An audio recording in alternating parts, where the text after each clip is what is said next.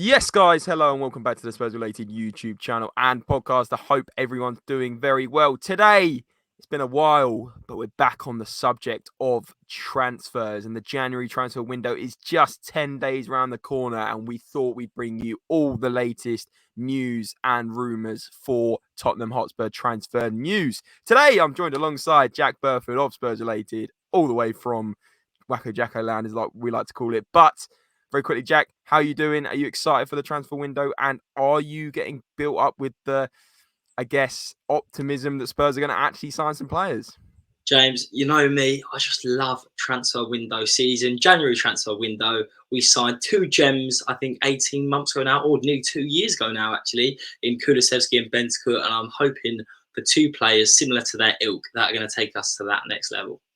Absolutely. I believe it was 2 years ago, the Kulusevski and Bentancur transfer window, which is actually crazy. It's been 2 years where we've managed to get those two players for around a combined fee of around 50 million, which is crazy to think now, considering Kulusevski's performing like a 50 million pound, 60 million pound player alone already. But guys, as I said, transfer window videos, you guys used to love them in the summer. If you could all smash the thumbs up on this video, that would be mostly appreciated. And if you subscribe, if you're new, we're going to do lots of transfer news in the coming days. But guys, we're going to try and keep this one short and sweet and give you guys all the latest news. But starting things off, Jack, Jean-Clair Todibo, the young French centre-back, plays for Nice in France. £30 million is the rumour. Fabrizio Romano came out with a bit of news saying we are in talks with him. Jack, thoughts on this one? Could be an absolute coup for £30 million. We know how transfers work. Look, we thought Richarlison would sign for cheaper, ended up paying £60 million. So this price could change, but the rumoured fee I'm seeing is £30 million. And if we pick up a player of this man's calibre for £30 million, wow, what a signing it would be. It's rumoured would face lots of competition with the likes of Manchester United, being linked with a centre-half as well. But this man is genuinely meant to be one of the most young and upcoming, exciting centre-backs in the world right now. He's had a fantastic season. I'm pretty sure they're second in the league, Nice, currently, just behind PSG, having a stellar season over there, and everyone's looking out for this man right now. I've been saying on multiple streams, I've been saying to James, I feel like we need to sign another centre-half on the ilk of a Mickey van der Ven, of a Romero. So that competition is going to put the pressure on Romero, stop these people from making rash decisions, and have a bit more discipline, as Spurs have been the least disciplined side of the Premier League so far this season. So if we can bring a player of Todibo's calibre, then, God, James, I'll be very excited for the second half of the season. Yeah, exactly. I was actually looking into a little bit of his statistics and, his scouting report. And as per FB Ref, I know a lot of people aren't too keen on the website. Some people say it's a good website, but as per the stats on here, it's in the top 95 percentile of centre backs for successful take-ons. Now that, for me, explains perfectly that he's an aggressive centre back. He's a progressive centre back, and he likes to come on and take on opponents even from defence, a bit like what we've seen in Van der Ven when he's started. So he's right-footed. I believe he probably can play both centre-back positions, but if he's right-footed, you'd imagine that he's probably going to be more of a right centre-back. But Jack, you probably know more than me. You probably could correct me if I'm wrong. But it looks like he's quite an aggressive centre-back, and like you said, quite young still, only 23 years of age. So, yeah, what do you think? So what I hear from Jean-Clair Todibo is that he's extremely fast. We're talking someone nearly as fast as Mickey van der Ven. A lot of people on Twitter especially have been getting excited about the signing and the possibility of maybe Mickey van der Ven and Todibo playing together with that really high, aggressive high line, which players of their pace can actually recover, and that allows us to press even higher up the field, maybe win the ball back with the quality we have up front. We all know how exciting that can be. That's probably when we played our best football this season, James, when we're winning the ball high up the pitch, and we've got Son, Kulusevski, Maddison all interchanging, getting into different pockets of space, creating those opportunities. It could be really exciting. Young, lots of room to improve, and people are already saying that Romero, Jean-Clair Todibo could come for his place already, which for me is crazy to say, considering Romero's been one of the best centre-backs really in the world. Some would even argue at the start of the season, yes, he's been making rash decisions, and that's probably why we're looking at investing a good sum of money into someone as good as Todibo. So it's exciting. I feel like we're actually acting like a big club, James. We're making decisions that are going to help us in the long term. This new philosophy, this new football we're playing, we're identifying players that can play in this Postecoglou system, and that's why it's very exciting. Yeah, exactly. And I think, like you said there, acting like a big club. But don't forget, we do need some depth. I mean, as soon as Van der Ven and Romero, suspension and injury for Van der Ven, you're looking at, we start looking at Dyer and we start panicking, or we start playing the 4 fullbacks again. And I also think you got to forget, try not to forget that Van der Ven can play left back.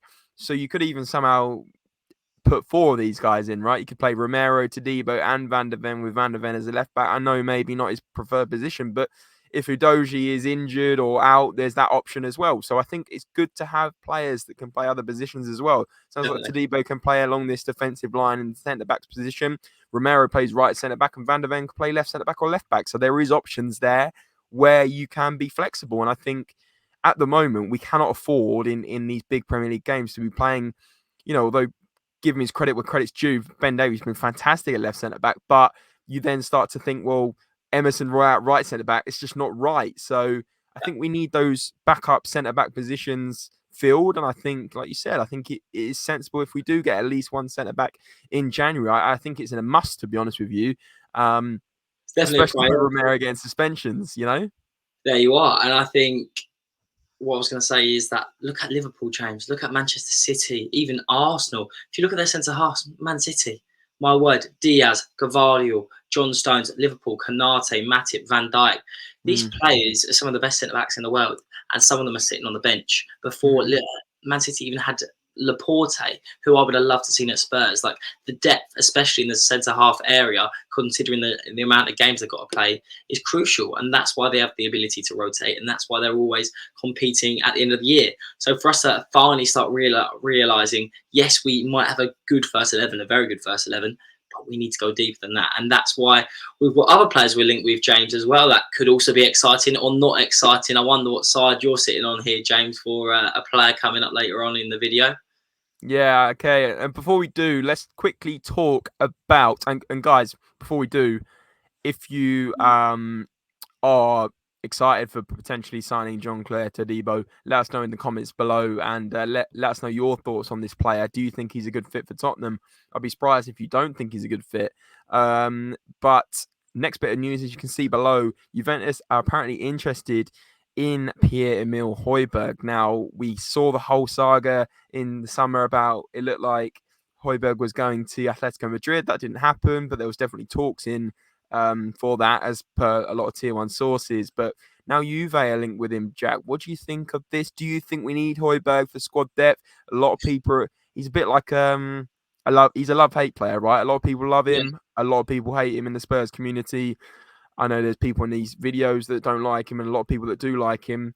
Where do you sit on this? And do you think we should be getting rid of Højbjerg in January? Just because very quickly, I think we need Højbjerg in our squad depth personally. He may not be a starter, but with someone with that much experience and actually he can perform very, very well, we need him. I'd rather have a Højbjerg in the squad than a Skip. And that's me just being deadly honest. I don't think we should be getting rid of Højbjerg in January, especially. Maybe in the summer if a club goes and he wants to go and we find a replacement. But we're not going to find an experienced replacement in January, are we?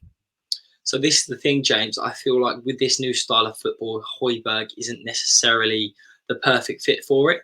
We're going to talk about a player that, in my opinion, can replace this Højbjerg role, and I think he's actually much better suited to that. Some people may argue differently. A lot of fans, though, I think are probably in the same camp as me and would agree with this. But I really like Højbjerg. Well, I say really like. I don't think he's the perfect suit for this type of football, but you know what you're getting. He's a steady Eddie. He's like almost a Ben Davies. He's going to do a job. I'm doing a bit of a discredit to Ben Davies considering how well he's played in the last couple of games. But HYBERG is always solid. You know what you're getting. He can come on in the 65th minute and he can close out a game. He doesn't always play that forward pass or break through the lines, but he does break up the play well.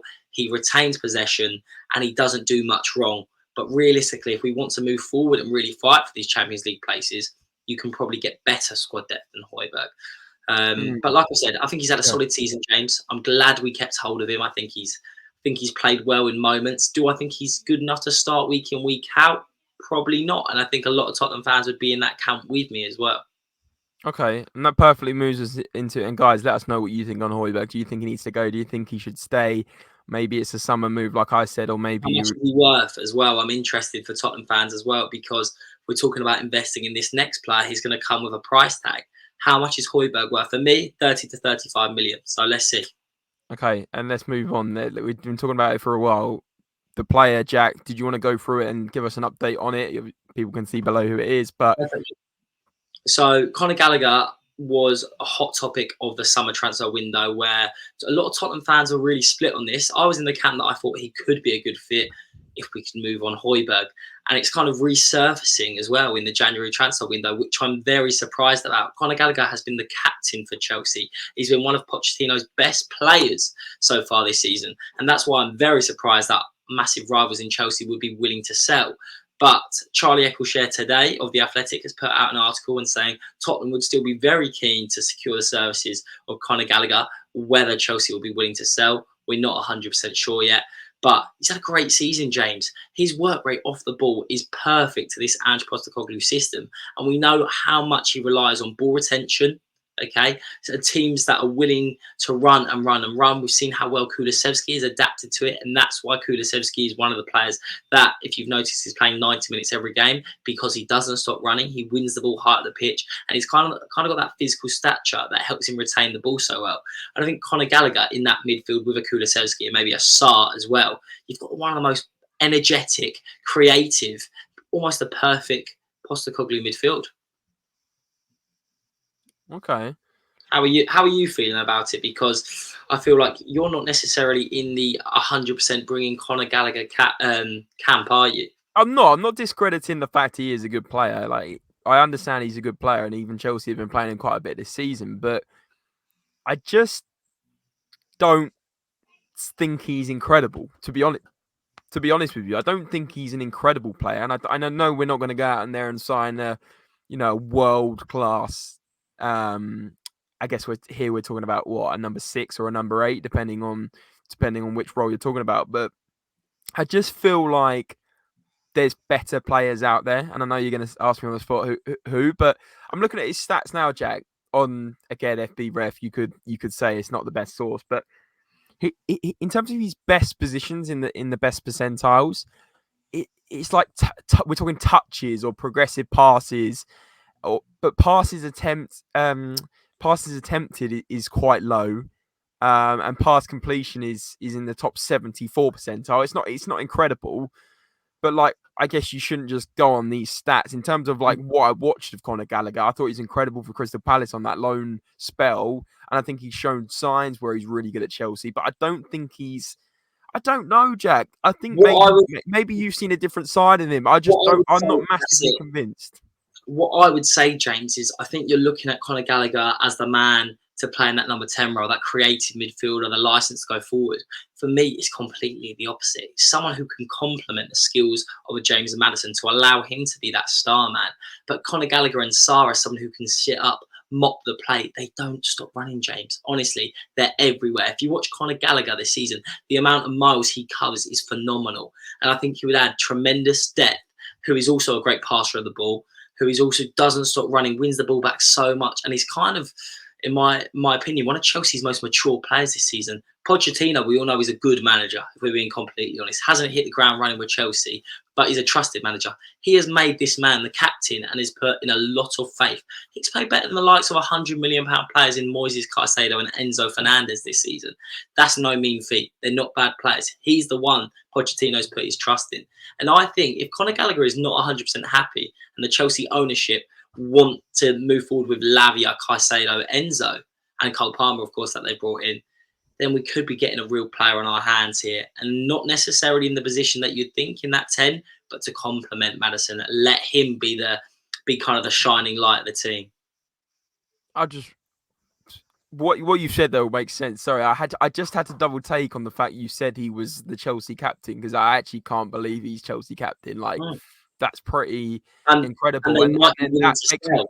That makes me question though, Jack. Why would they let him go if he's captain? He's playing all the minutes, and they're not going to sell him to Chelsea's arch rivals, are they? They're just not. You'd think so, but like James, also financial fair play has to be looming over Chelsea somewhere. Look at the amount of money they're investing year in, year out. He's such a valuable asset. We're talking about 50 to 55 million pounds, if not more now. So they need to kind of retain some of that money. And Jack, they're not selling him.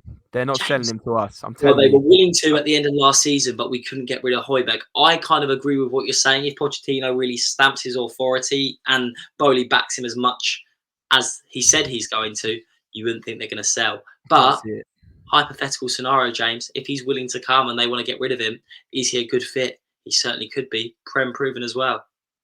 There you go. I think that's a nice way to wrap up, guys. Let us know what you think on Conor Gallagher. Are you in the Jack camp? Do you really think he'd be a great fit for Tottenham? Or are you more in my camp? I guess a lot of the reason why I'm not a massive fan of him is I just don't like Chelsea. Like, let's be honest. There's that side as well. Like, being a Tottenham fan, there's that side. But there's plenty of players that are good in that Chelsea team that would fit well at Tottenham. But I just think realistically it might not happen. But guys, let us know what you think. Would you want Conor Gallagher? Would you want Jean-Clair Todibo? I certainly would love him at Tottenham. And do you think HYBERG should go? Let us know in the comments below. Make sure you smash a thumbs up. Let's try and get 50 likes to ease back in. And of course, subscribe if you're new. Jack, you've been brilliant. Thanks guys for watching. And as always, remember, come on you Spurs.